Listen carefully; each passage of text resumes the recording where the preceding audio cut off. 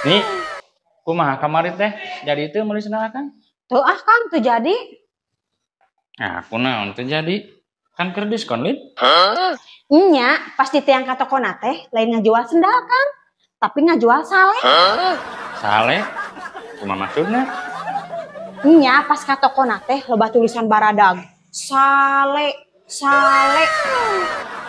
Lain kitu nyi, sale teh dibacana sel. Eta teh bahasa Inggris. Artina juang. Sok nyanyahoan. Geus puguh tulisan ge sale. Mulek meuli sale mah loba di Cenoh ge. Anjay.